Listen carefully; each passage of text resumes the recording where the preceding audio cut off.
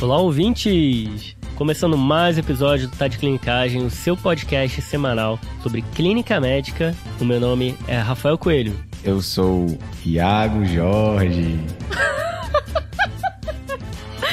Eu sou Marcela, beleza? Hoje a nossa entrada foi com um pouquinho de gargalhada, porque, Marcela, tá rindo do meme ambulante. Isso, é maravilhoso. Essa apresentação de Iago Jorge é muito boa. Quem famoso, diria, hein, Iago? Cara? Quem diria? E o pessoal me manda mensagem assim, aí já é falando Iago Jorge. Muito bem. Galera, tô começando hoje aqui a apresentação, porque quem começa apresenta o caso. Hoje é dia de caso clínico aqui no TDC. A gente separou aí esse tema, dor lombar, e a Marcela e o Iago só sabem disso, que é uma paciente. E aí, já falei que é mulher, hein? Eles sabem que é um paciente com dor lombar e não sabem mais nada, e a gente vai destrinchar aqui a nossa investigação diagnóstica. Lembrando, né? As informações são dadas em alíquotas, né? E cada alíquota a gente vai discutindo. E a gente estimula que você pause o episódio, né? Se você puder, para pensar o que você faria, né? Quais hipóteses você teria nesse momento. Então fica aí fica a dica. Lembrando que agora a gente completando aí 2 meses de guia TDC. Tudo isso... E é um projeto maravilhoso que todo mundo está usando e está se atualizando, sempre com temas variados sobre clínica médica. Semanalmente, na segunda-feira, a gente lança 3 temas que são brevemente revisados e que são escolhidos porque saiu alguma coisa nova, ou então porque teve algum artigo bacana sobre aquele assunto. E aí a gente coloca tanto em formato de texto como podcast. Se você se interessou, já tem 500 pessoas já que assinaram nesses nossos 1 mês e meio, 2 meses que estamos com guia. 500 pessoas que participam também da escolha de um tema no fim do mês, não tem isso? Tem isso também, Marcela. E aí, Iago, tá curtindo aqui o Javá da Marcela? Tô gostando. Rapaz, eu estou orgulhoso da Marcela, viu? Que é isso, hein, cara? Só para o ouvinte entender melhor, no final do mês a gente escolhe um tema de revisão que é votado por quem assina o guia. Vai lá em tadeclinicagem.com.br e assine o guia. Partiu pro episódio, pessoal? Partiu, tô Bora. ansiosa.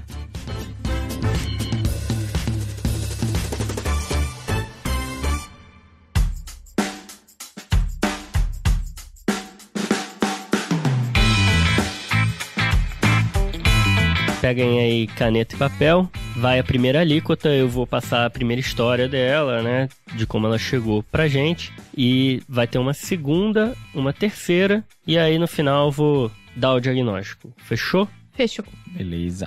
Então, uma mulher de 50 anos, que ela é profissional de saúde. De antecedente, pessoal, ela fez uma cirurgia bariátrica 12 anos atrás, acompanhou com a nutrição por 1 ano, fez uso de um polivitamínico, e aí perdeu o segmento, atualmente não toma nenhum medicamento. Ela é tabagista há 20 anos mais e contou que foi internada 25 anos atrás num acidente de carro, fraturou o fêmur à esquerda, fez uma cirurgia, uma haste intramedular e teve alta. E teve uma segunda internação, essa foi mais recente, há 1 ano atrás, um quadro de anemia de 5, segundo ela. Na época ela recebeu ferro intravenoso e teve alta. A gente não sabe mais detalhes, porque ela não está agora com resumo da alta. Complicado isso aí, viu? Aí, teve um hemato pra você, hein, Iago? Gostei.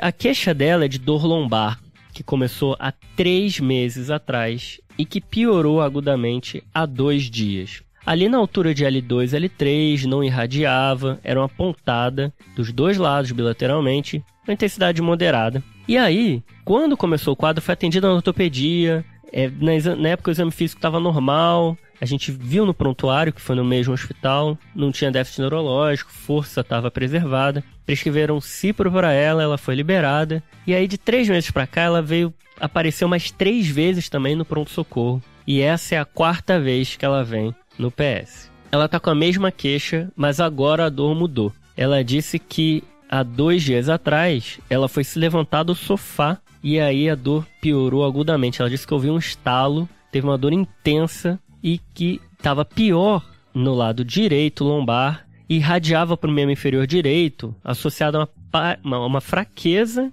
e parestesia. E isso impedia ela de deambular, ela não conseguia sair da cama. E desde então ela está acamada e não consegue levantar essa perna. E aí ela veio contar algumas coisas a mais que a gente perguntava. que ela falou que também estava com muita dor na região torácica, bilateralmente, em vários pontos, na altura das costelas. Pior no hemitórax direito, ali na sexta costela. Disse que tinha menos tempo isso, mas não soube caracterizar exatamente quanto tempo. Ela teve constipação na última semana, precisou até retirar um fecaloma manualmente. E perguntando se não tinha mais nada, ela falou que tinha uma rinite, que apareceu um ano atrás, com obstrução nasal, rinorreia, mas que não estava mais incomodando tanto ela. No exame físico, ela estava numa maca no pronto-socorro, os sinais vitais estavam normais, ela estava realmente sentindo muita dor. Então esse exame físico inicial foi um exame difícil ali, tinha dor à palpação realmente da parede torácica, exatamente onde eu comentei, era pior nessas costelas à direita. E na avaliação neurológica, não foi possível avaliar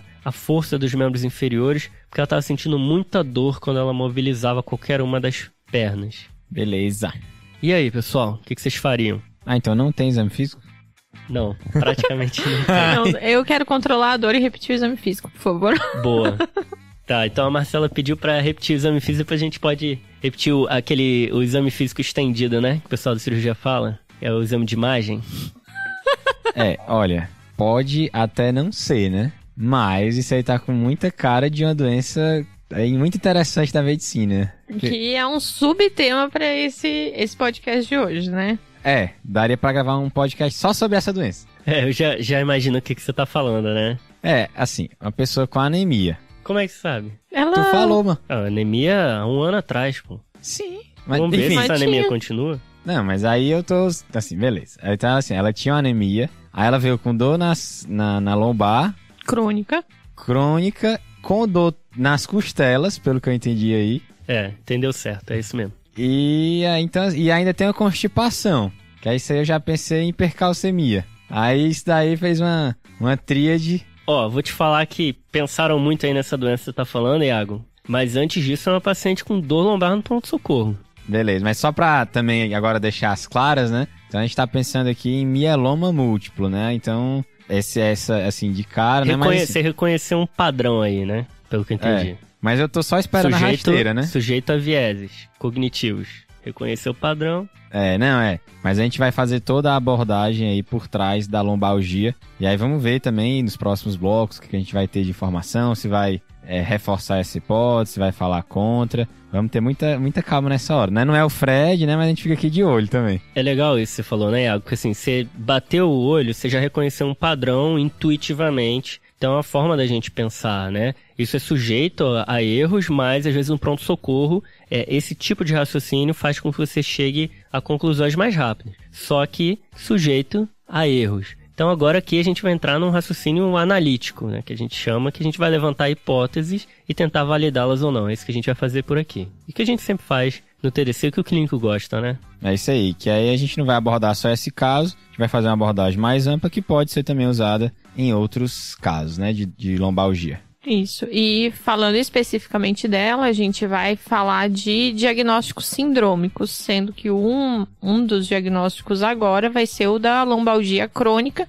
que agudizou, que a gente pode agora esmiuçar. E aí, Marcela, então a literatura coloca essa lombalgia aguda, né, até 4 a 6 semanas, e a crônica, em geral, acima de 12 semanas, né, acima dos 3 meses, que é exatamente onde ela cai. Então, assim, só para dar significado a isso, acho que é importante a gente dizer que os quadros de lombalgia aguda no pronto-socorro, a maioria dos casos são casos benignos e que se resolvem espontaneamente. Você trata a dor e com o tempo melhora, a famosa dor lombar não específica. Mas se essa dor aguda vem com alguns achados de gravidade, aí apontam para alguns quadros de doenças que são mais graves e que a gente não pode perder o diagnóstico no PS, né? Aqui é uma dor crônica que agudizou e aí se aplicam, né, esses achados de gravidade, os famosos sinais de alarme. Isso, e quando a gente fala de sinais de alarme da dor lombar, é porque a gente está pensando em algumas etiologias específicas para essa dor lombar. Aqui, principalmente, os diagnósticos de neoplasia, infecção ou alterações neurológicas, como a compressão medular, por exemplo. É isso que o sinal de alarme significa. É nessas ocasiões que os sinais de alarme aparecem ou não. Boa, Marcela. Então, a gente tem 3 principais gavetas, né? Que é câncer, infecção e acometimento neurológico grave. E aí agora a gente vai aprofundar em cada uma dessas 3 gavetas. Isso, a gente vai ver os grandes sinais de alarme para cada um. Ao invés de colocar num grande balaio, porque quando a gente vai estudar a dor lombar, tem mais de 100 sinais de alarme descritos, aqui a gente vai olhar pela ótica de qual doença que está preocupando mais a gente. E isso é importante, Marcela, porque o que os artigos eles batem muito é que os sinais de alarme, eles têm pesos diferentes. E é por isso que a gente vai abordar dessa forma. Pelo que eu entendi, então, vocês estão falando assim, achou um sintoma ali, isoladamente, talvez ele não bata o martelo de qualquer doença que é. Mas ele tem que te levantar a suspeita de que pode ser uma das doenças graves e você precisa investigar. Aí você vai juntar os sintomas ali do paciente, vai ver se tem esses sinais de alarme e se você vai pedir exame ou não, é isso? É isso aí, Rafa. Então, primeira gaveta que a gente vai olhar agora é a gaveta da infecção. E aqui a gente está falando dos abscessos epidurais, das espondilodicites e a gente não pode esquecer, principalmente aqui no Brasil, da tuberculose. Muito bom. O famoso mal de pote, né? Isso, exatamente. E quando a gente pensa em infecção, os grandes sinais de alarme são quais? Então, aí assim, vem o maior de todos, né, que é a febre. Então, assim, só para deixar bem claro isso, né, assim, a febre quer dizer que não pode ser câncer, por exemplo? Não é isso. É que se tem febre no contexto de uma dor lombar, pela possibilidade de ser infecção, né, ali localizada, essas que a Marcela colocou, está indicado que você investigue já de cara com a ressonância. Febre com dor lombar é mais fácil ser infecção do que câncer, né? Isso aí, Rafa, muito bom. E aí os principais sinais de alarme são história de endocardite ou bacteremia recente, uso atual de drogas injetáveis, hemodiálise, imunossupressão e também história de procedimento epidural, por exemplo. Algum procedimento, por exemplo, anestésico, né, recente. Inclusive, já vi um caso desse, tá? O paciente tinha doença prostática, fez procedimento, depois evoluiu com sintomas de radiculopatia e a gente fez a imagem e tinha lá um abscesso na região da coluna vertebral. Então aí você, você suspeita de infecção quando tem os sinais e sintomas clássicos de infecção, né? Febre, calafrio e por aí vai, né? Mal-estar, astenia, hiporexia. Mas o fator de risco, quem é aquele paciente e o que aconteceu antes ali é muito importante. Então, esses são os fatores de risco que você falou, né? É basicamente o paciente que teve algum tipo de invasão, né? Isso, ou que ele tem algum outro fator de risco para estar infectado, que daí entra o paciente imunocomprometido, né? No caso da paciente do nosso caso, né, Rafa, não parece ter nenhum desses fatores de risco. Iago, esse sinal de alarme de imunossupressão, nesse momento, não existe. Então, a gente não tem essa informação de que ela tem alguma imunossupressão. Então, para a gaveta de infecção, parece que a gente não está caminhando nesse caso. Vamos para a segunda gaveta? Gaveta de câncer, Marcela? Câncer. Então, para a gaveta de câncer, o que a literatura coloca de mais importante como fator de risco, adivinha? É a história de câncer prévio, que daí facilita muito para a gente. Mas claro que outros históricos, como perda ponderal involuntária, anemia, ou você já suspeitava de câncer por alguma outra história que o paciente está te contando, e isso também vai ser um sinal de alarme associado à dor lombar. Esse é um negócio legal, Marcela, que você comentou assim, não ajuda, né? Às vezes não ajuda, quando a gente não sabe que tem história de câncer. Mas quando a gente vai fazer um diagnóstico, a gente parte de uma probabilidade inicial, diante dos achados que a gente encontra no meio do caminho, essa chance aumenta ou não de ser para uma determinada doença. Então é interessante a gente saber aonde a gente está, né? Se a gente está num hospital oncológico, num pronto-socorro oncológico, a maior parte das dores lombares vão vir com um sinal de alarme, né? Vai ter provavelmente uma relação com a história de base do paciente, né? É diferente da gente estar atendendo num posto de saúde, que a maior parte dos pacientes ali, a esmagadora maioria, não vai ter tido câncer. E aí a prevalência de dores lombares que não são causadas por câncer vão ser a esmagadora maioria também, né? É importante a gente saber em que cenário que a gente está para a gente pensar no diagnóstico. E eu queria pontuar, pessoal, sobre esses fatores de alarme, né, no câncer, que os outros fatores, eles têm um peso muito menor. Por exemplo, idade. Vou fazer imagem ou considerar um fator de alarme idade acima de 50 anos, por exemplo. Isso isoladamente não traz um risco tão grande. Então, a maioria dos artigos traz que, se você for analisar esses outros fatores, o ideal é que você realmente considere uma chance mais significativa quando você junta pelo menos 3. Por exemplo, idade, uma perda de peso, dor acima de um mês, por exemplo, que não está melhorando. Então, dor que não alivia com o repouso no leito. Pô, Iago, assim, quando a gente vê uma tabela de sinais de alarme, é uma lista, né? Tá um do lado do outro, um em cima do outro. E a gente acha que eles têm o mesmo peso para o diagnóstico do paciente. E é o que você está falando, que não. Uma idade acima de 50 anos, imagina, se a gente fosse suspeitar de câncer em todo paciente com mais de 50 anos que está com dor lombar. Não é isso, né? A gente precisa, então, somar outros achados para aumentar essa probabilidade a ponto da gente ficar preocupado e pedir um exame e seguir a investigação nesse sentido a partir dessa hipótese diagnóstica de câncer. E outra coisa que vale a pena colocar, Rafa, é que se você, diante do sintoma do paciente, suspeita de um câncer, aí também vale. Como é o nosso caso, né? Então, a gente comentou até antes de entrar nessa abordagem diagnóstica que uma das principais hipóteses para o caso era o mieloma. Então, isso daí tem um peso maior. E aí, nesses casos, também está indicada uma ressonância preferencialmente. E aí, agora uma clinicagem, né? A maioria dos artigos traz que o exame de escolha é uma ressonância com e sem contraste, né? Sendo que, muitas vezes, é uma ressonância com e sem contraste imediatamente quando você tem esses sinais de alarme. Primeira escolha. E é a escolha inicial e imediata, é só pedir. O melhor exame, né? Isso. Mas essa não é a realidade, né?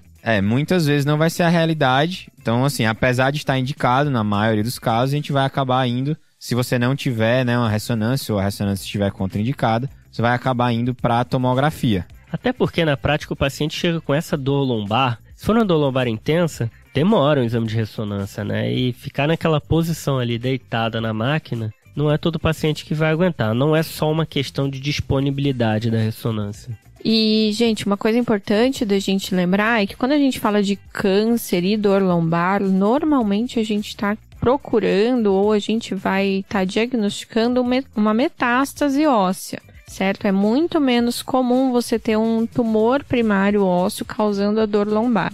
Outra possibilidade que a gente já falou aqui algumas vezes é de uma fratura por mieloma, aquelas lesões líticas do mieloma. E daí eu vou puxar também a questão da ressonância para tanto fratura quanto para o diagnóstico das metástases ósseas.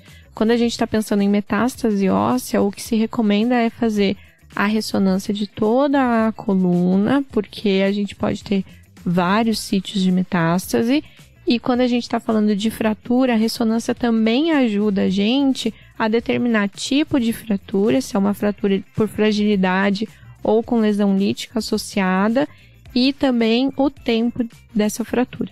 E aí, Marcela, quando a gente vai entrar nessas metástases de tumores sólidos, a gente tem 5 cânceres principais, certo? Certo, prepara para gravar. Mama, próstata, pulmão, tireoide e rim. Isso. Lembrando que o mieloma, geralmente ele dá lesão lítica, né? Não é bem uma metástase. Ele dá a lesão e daí a fratura. Mas é legal a gente saber de quais são os principais cânceres que metastatizam para osso, porque realmente pode acontecer da gente achar a primeira metástase. E daí a gente tem que saber para onde correr depois. No caso aqui, próstata parece que não é. Eu também acho. Agora, e as outras? Aí, vamos voltar para a história. Pulmão, ela tem aí uma história de tabagismo, né? Boa, Marcelo. Acho que dá pra gente pensar. Ela é mulher. Fator de risco, né, para câncer de mama. Fator de risco para câncer de mama. Que mais que temos? Aí, tireoide, rim. Assim, tabagismo aumenta a chance de todos os cânceres, né? Saiu pela tangente, hein?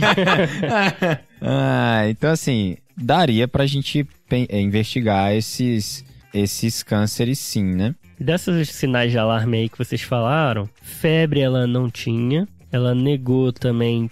Ela não soube dizer se perdeu peso ou não, essa que é a verdade. Ela falou que estava realmente inapetente aí nos últimos meses, com hiporexia, mais para baixo, um pouco de mal-estar durante o dia, mas só isso, inespecífico, né? Bem inespecífico, Rafa. Não ajudou muito, Não não. ajudou muito. Na realidade, assim, você pensando naquela constipação dela, pensando no se aquilo for causado por uma hipercalcemia, sim, vários cânceres que podem cursar com hipercalcemia, né? Mama, pulmão, próstata, enfim, diversos cânceres, né, tem essa manifestação. Mas ainda tá cedo, né, a gente precisaria de, caso ela tenha hipercalcemia, constatar essa hipercalcemia antes de fazer tanta ciência desse Calma, jeito. Iago. Às vezes foi só um tramal que ela tomou e foi isso aí. E constipou, né, Marcelo?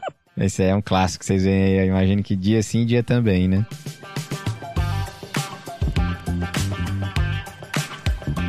Então falamos aqui de infecção e câncer. Isso, as duas gavetas e quais são os sinais de alarme dessas duas.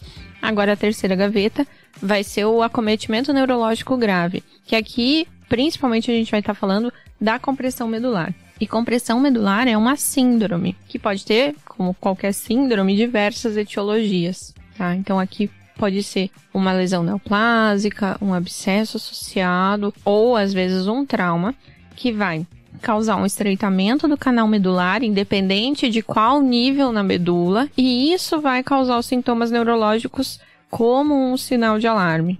E aí isso é uma emergência, né, Marcela? Isso. Que pode ser irreversível se não for tratado. Isso. Por que isso grita gravidade pra gente? Às vezes pode ter relação com a etiologia, como eu falei, mas principalmente com a consequência dessa síndrome, da compressão medular. Então independe, assim, da gravidade da etiologia. A síndrome por si só já é grave o suficiente. Isso. E aí, então, quais que seriam os sinais de alarme? O sinal de alarme, principalmente, é a alteração neurológica. Então, uma perda de força que a gente vai identificar pelo exame físico neurológico, ou uma alteração de sensibilidade que vai respeitar ali o nível neurológico sensitivo.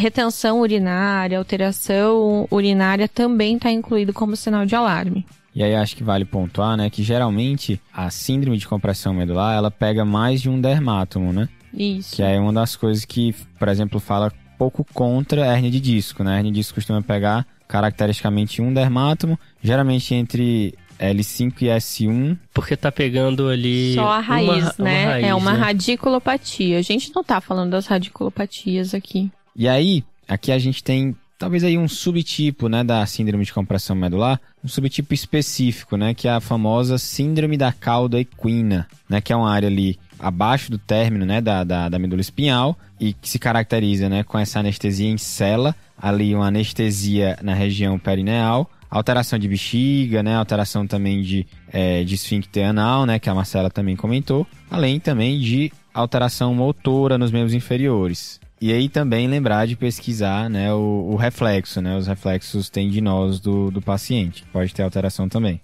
E aí, pessoal, assim, a gente falou aqui dos sintomas neurológicos graves e a gente não citou hérnia de disco, estenose do canal vertebral, fraturas, né? E aí aqui eu acho que é uma informação bacana para os ouvintes, que assim, a gente está focando muito nesses sinais de alarme, né, nessas 3 gavetas que a gente colocou, em diagnósticos que tem que ser dados imediatamente ali nessa ida ao pronto-socorro, né? Então, assim, fratura, estenose do canal vertebral e hérnia de disco são diagnósticos que exigem uma certa investigação da queixa, mas que não precisa ser imediata. Pois é, Iago, mas esses sintomas aí que vocês falaram de compressão medular, né, um acometimento neurológico grave, então o paciente que vem com sinais de acometimento do primeiro neurônio motor, anestesia em célula, isso vocês falaram, né, de compressão medular e síndrome da cauda equina, podem ser causados por esse diagnóstico que você falou, né, hérnia de disco, pode até ser estenose do canal lombar, só que aí seria uma exceção, né, e seria uma situação em que é o diagnóstico sindrômico neurológico que vai fazer com que você peça o exame e interne o paciente. O que está preponderando é a compressão medular. Não o fato dele ter uma fratura vertebral ou o fato de ter uma hérnia por si. Se fosse só isso, sem os sinais de alarme que a gente já falou, poderia ter uma investigação mais a longo prazo e esse paciente ser seguido ambulatorialmente. Então aqui, gente, a gente tem que lembrar de um extra que nem só a coluna lombar é o que dói na lombar. A gente pode ter diversas outras etiologias de dor referida na região lombar. Indo anatomicamente, por exemplo, a gente pode ter acometimento de pele, doendo na região lombar, e muito clássico é o herpes zoster, que pode começar com dor lombar. Essa daí fica o diagnóstico fácil quando aparece a vesícula. Antes é só para quem tem poderes mediúnicos antes de aparecer a lesão, mas pode acontecer também de vir a dor primeiro. Além disso, órgãos intracavitários, retroperitoneais, como por exemplo, paciente com pielonefrite, cálculo renal, tem a clássica dor lombar, aneurisma de aorta, e aí o Dr. Iago Jorge compartilhou uma história. Já tava atendendo na porta, né, da um hospital particular, e aí chegou um senhorzinho mais de 80 anos, né, e aí tinha essa história de dor lombar, acho que fazia questão assim de menos de uma semana. E aí eu fiquei bem na dúvida se eu pedi a imagem ou não, sendo que eu vi que ele tava com um copo, como se fosse um copo de café, assim, pequeno, que a galera às vezes põe no olho, né, depois de uma... Um curativo adaptado, né? Com um copinho de café. O pessoal, e aí eu perguntei o que era aquilo. E no fim era uma biópsia que ele tinha feito por uma suspeita de câncer de pele. E aí nesse contexto eu disse, rapaz, vou pedir aqui uma imagem, né? O que eu tinha disponível era uma tomografia. É aquele sinal de alarme que vocês falaram, né? História de câncer. Isso.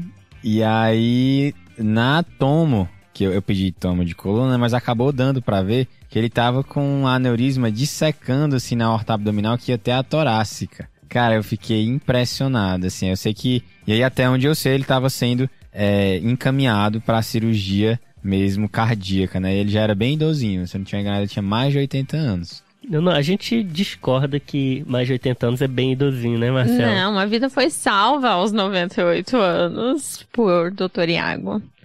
E acho que é isso que tem que ficar mesmo de olho. A gente não fechar o diagnóstico e lembrar dos outros acometimentos de dor lombar. Mais alguma coisa que eu tenho esquecido? Eu acho que tem o pâncreas ali. Às vezes a pancreatite dói atrás, né? Estômago, úlcera perfurada pra trás. Também pode ter dor ali. Tem que pensar estrutura por estrutura. Tem gente que morre de dor lombar quando tem a gastroenterite, né? Então... Aí entra também talvez uma prostatite. Isso. Endometriose também pode dar. Mas acho que aí você já... Geralmente você espera, né, que essas doenças elas venham com outros comemorativos, né? Não venha só com a dor lombar. Aí vai ser mais difícil, né? Então é legal que você falou essa última gaveta aí surpresa, né, Marcela? Porque... essas causas aí são importantíssimas em termos de prevalência no pronto-socorro. Então, talvez tirando a dor lombar músculo-esquelética, né, por razões músculo-esqueléticas, que é a dor lombar não específica, talvez esse grupo aí dessas doenças que a gente comentou agora sejam a maioria dos casos que levam ao pronto-socorro, além da músculo-esquelética. Então, pessoal, quais exames vocês querem aí dessa paciente? Pensando nas hipóteses aí que vocês levantaram dessas 4 gavetas, vocês estão pensando em mais em qual? Dentre as gavetas, Rafa, eu acho que chama mais atenção a gaveta das neoplasias, né, do acometimento secundário por câncer. Certamente a gente vai precisar de uma imagem dessa coluna e daí volta para nossa ideia de que a ressonância seria a primeira escolha. Mas já comentamos que é uma paciente que está com dor não controlada, talvez o mais fácil seja a tomografia mesmo. Beleza, e exame laboratorial, o que vocês querem? Aí vai ser muita coisa, viu, Rafa? Fala aí. Hemograma, função renal, eletrólitos... Acrescento cálcio, que a gente já falou aqui hoje... É uma paciente que já fez uma cirurgia bariátrica, tem esse histórico aí de anemia, então eu gostaria de ver um perfil de ferro, B12, vai saber que bariátrica que ela fez. Aí já pede sorologia, né? HIV e sífilis pelo menos, hepatite B e C. Beleza. Só que assim, vamos lá, né? Vida real. TC de abdômen, tórax também, né? Pra investigar, aí... Talvez não seja nesse primeiro momento, mas vai rolar também, assim, você investigar se tem algum outro órgão acometido nessa paciente. A gente já falou aí de vários cânceres, né? Que eu já começaria também com TC de abdômen tórax. Concordo. Vamos ver também essa questão do arcabouço torácico, ela tem essa dor nas costelas, acho que vale a pena. Se vocês estivessem vendo aqui a quantidade de nota que a Marcela ela tá com quantos folhas de papel aí? Ninguém saberá. 20... Ninguém saberá do meu método. Tô gostando de ver, galera. Vou trazer os exames aqui pra vocês. Ela realmente tinha uma anemia. O HB de 12, Iago. Maior do que você imaginava, né? Bem maior do que eu imaginava. Realmente. Leuco 8.800, estava normal. Tá bom, plaquetas normais. Aí, Marcela, cálcio total 18,8. Socorro. A albumina, né? Aí não esconde a albumina. 3,5. Beleza. Socorro. O Iago tá pedindo a albumina pra corrigir, né, o cálcio total. Ainda bem, não vou precisar. Não vai precisar puxar a calculadora aí, né? Aí a função hepática que vocês pediram, né? O RNI tava normal, bilirrubinas normais, tá? E FA 557 e gama-GT 209, estavam aumentadas. As enzimas hepáticas AST e ALT normais. E nessa investigação do cálcio, tinha um PTH de 6, ok? Na função renal, que era bem importante, a creatinina de 3,7, a gente encontrou um exame que a basal era 0,5, então estava com uma lesão renal aguda.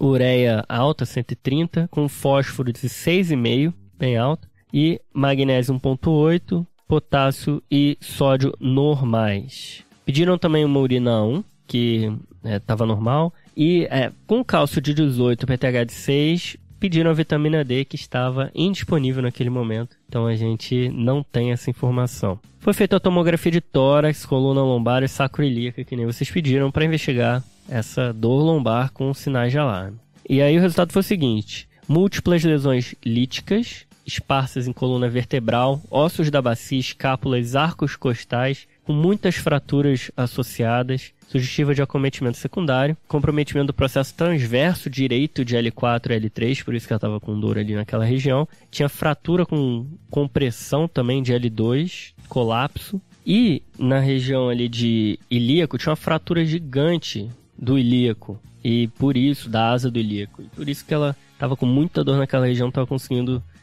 nem mexer a perna, tá? Então é isso, assim, exames até o momento são esses. Temos diagnósticos sindrômicos aqui, né? Uma lesão renal aguda, importante, CADIGO 3, grave. Uma hipercalcemia com PTH baixo, uma hiperfosfatemia e essa dor lombar com acometimento ósseo que parece secundário. E aí, pessoal? Rafa, então só para esclarecer, a gente já tinha, antes de todos esses exames que foram bem elucidativos para o caso, a gente já tinha falado que a nossa principal hipótese seria de uma etiologia neoplásica, que o câncer era a nossa principal hipótese, e inclusive a gente falou sobre neoplasia de pulmão. Na tomografia de tórax, não tinha nenhum nódulo pulmonar. E por acaso não viu mama também não. Às vezes acontece. Não, e tireoide? Não tinha na tomografia, mas se vocês quiserem eu posso pedir aqui um ultrassom e um exame de mama também, se vocês quiserem. Ultrassom de tireoide. Acho que vale. Tá bom. Vamos aguardar. Aqui. Tá bom, obrigada. Mas pulmão não tinha câncer. Pulmão não tinha, né? Tá ótimo. Agora o Rafa entregou, foi tudo! Tô tentando imitar o sotaque, cara. Não, sei não. Foi só uma coisa espontânea aqui. Foi só um efeito. Não se ofenda. Não estou ofendido. Rapaz, é assim, cálcio de 18,8, né? É isso mesmo? Confirma, produção? E vocês nem pediram eletro, nem nada, Repetido e confirmado. Rafa, a gente não tinha esse cálcio ainda, né? Ah, é? Não deu tempo. Eu só pedi a confirmação. Agora eu quero eletro. Tá bom. Mas assim, diante desse caso, assim, esse paciente vai ter que receber medidas para hipercalcemia, fazer eletro, ficar na UTI, uma série de coisas que vocês podem conferir com detalhes no episódio 19. Um episódio muito bom, que tem todo o fluxograma de diagnóstico e manejo de hipercalcemia. Aí, ele tem também essa lesão renal aguda. Você vai entrar nessa seara? Aí você vai conferir no episódio 89, Marcela. Excelente escape pela tangente. Aí você não precisa explicar, né? Tá ficando fácil. Isso. Mas, só adiantando aqui, provavelmente esse cálcio alto é por produção de PTHRP, ou então das lesões líticas. Essa resposta a gente não vai ter aqui nesse episódio, mas eu posso te adiantar que esse cálcio alto é por causa de um câncer, né? Beleza, a famosa isso hipercalcemia da malignidade, a Isso. gente vai tratar com manejo de hipercalcemia sintomática até, né? Isso. Agora, alguma coisa a mais? De imediato, acho que é isso que vai salvar a vida dela, tratar a dor. E agora a gente precisa saber por que ela tá cheia de lesão lítica. Isso, então assim, Esse paciente receberia esse approach aí inicial na sala de emergência, se ela está no PS, depois seguiria o tratamento no leito de UTI, mas aí, paralelamente, se for possível, né, aí dá também para você tentar investigar a origem de todas essas lesões líticas, né? Vamos lá, vamos direto ao ponto, Iago. E aí? Então, vários cânceres podem dar lesão lítica, né? Assim, câncer renal, melanoma, próprio mieloma múltiplo, né, que a gente comentou mais cedo, o câncer de pulmão não pequenas células, câncer de tireoide, linfoma não Hodgkin. Então, assim, se a gente fosse pensar até naqueles cânceres que a gente mencionou antes, todos estariam aqui, né? Exceto mama, que pode dar tanto lítica quanto blástica, e próstata, realmente, próstata, mais comumente é osteoblástica. Mas eu acho que não é o caso aqui, como a gente já falou. Como a gente já falou, né, paciente de sexo feminino. E além de, assim, aí você poderia todos esses cânceres, ainda poderia também, tem mais 2 tipos que podem dar tanto lítica quanto blástica, que é o gastrointestinais, e aqui é uma apelação, que é os cânceres escamosos de praticamente qualquer sítio primário. Carcinomas. Isso, exato, os carcinomas. Beleza. Então os carcinomas escamosos aí, né, Iago? É isso aí, Rafa. Então, de exames adicionais para definir a etiologia desse câncer metastático, a gente vai pedir ultrassom de tireoide, que a gente já tinha adiantado, mamografia ou ultrassom de mamas, o que a gente tiver disponível mais rápido, endoscopia digestiva alta e colonoscopia. A gente vai ter que examinar essa mulher dos pés à cabeça de novo, procurando um carcinoma de pele, que pode ser metastático também, e investigar mieloma associado. Beleza, esse exame que você pediu, ultrassom de tireoide, de mama foi feito, estava normal, tá? Endoscopia e colono normais. A gente pediu uma eletroforese de proteínas, que não tinha pico monoclonal, tá? A imunofixação sérica de proteína não estava disponível. E aí, por isso, a Hemato resolveu logo fazer uma biópsia de medula, coisas que acontecem em hospitais terciários do SUS, né? Às vezes falta uma vitamina D, mas tem a biópsia de medula. Às vezes acontece isso na nossa realidade. Isso daqui é vida real, um caso real. E aí a Hemato fez a biópsia de medula e excluiu o mieloma múltiplo por ausência de células plasmocitárias e encontrou uma infiltração da medula óssea por um carcinoma associado à fibrose. Olhamos a pele toda, não tinha lesão de pele e foi para imunohistoquímica, que como a gente não sabia de onde estava vindo aquele carcinoma, sim, talvez os achados ali, os marcadores pudessem apontar. E esses marcadores vieram todos negativos para trato gastrointestinal, pulmão, mama. A gente não conseguiu, com esse exame, identificar da onde estava vindo esse carcinoma. E aí resolveram estender a tomografia, que não acharam nada no abdômen, no tórax, resolveram fazer tomografia do crânio e do pescoço.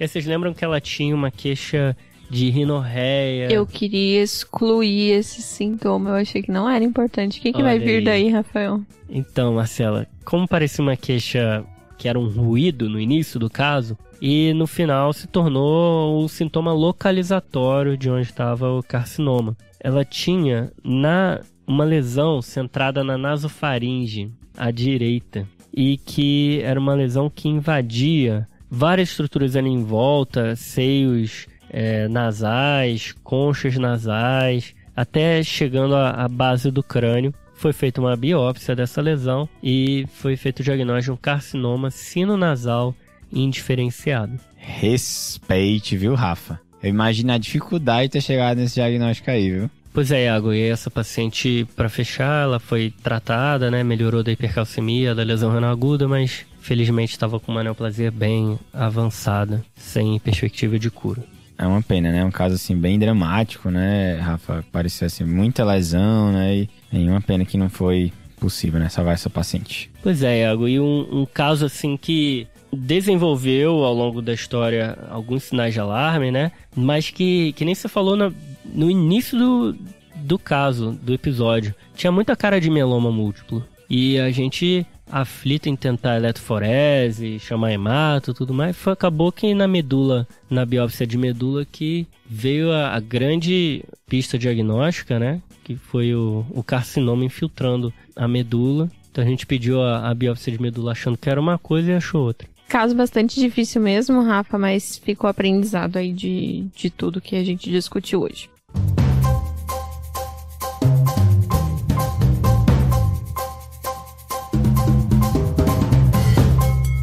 Beleza, pessoal. Vamos pros salves? Vamos pros salves. A Marcela vai dar salve pra alguém conhecido, tenho certeza. Rafa, você conhece a pessoa que eu vou dar salve? Porque estamos com Gabriela Tavares, uma residente de clínica médica da Paraíba, nos visitando lá na geriatria. Ela que é super fã do TDC, ficou me pedindo salve agosto inteiro e eu falando que eu não sabia quando eu ia gravar. Aqui estou, Gabi, seu salve num episódio do TDC. Salve, Gabi. O meu salve hoje vai pro Thales Liotti. Ele é residente de clínica médica no IANSP e reza a lenda que ele escuta o TDC todos os dias, viu? Não é nem todos os episódios, é todos os dias. Esse aí é fera, hein? Quem pediu esse salve foi a irmã dele, a Sofia Liotti, que também é estudante de medicina. E tá cansada. Nem a gente ouve o TDC todo dia. É verdade. Um salve pra essa dupla. E aí eu queria aproveitar o Momento Faustão, mandar um salve pra Mariana Soares, paliativista lá do Hospital Municipal Vila Santa Catarina, e a Luciana Pires, que é psiquiatra lá do hospital, e mandar também um salve aí pra tanto da equipe de paliativo como a equipe de hospitalistas, né, do hospital. Salve aí pra geral lá do hospital. A caravana do hospital, salve, gente. Salve, galera, um abraço.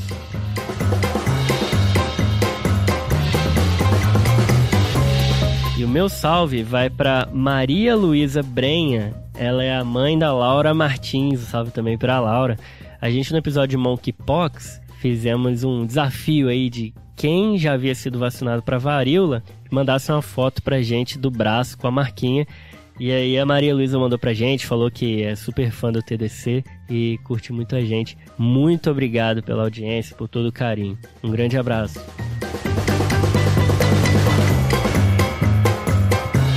Fechou, galera? Fechou. Sigam a gente no Twitter, Instagram, YouTube. Aí, garoto. O site, tadeclinicagem.com.br. O guia tá super legal, né? E é isso aí, pessoal. Mandem o feedback aí pra vocês. Sempre mandem no inbox do Instagram também, que a gente responde o que vocês estão achando, sugestões, críticas. Tamo aí tentando todo dia melhorar. Fechou? Fechou. Falou, galera. Falou. Falou.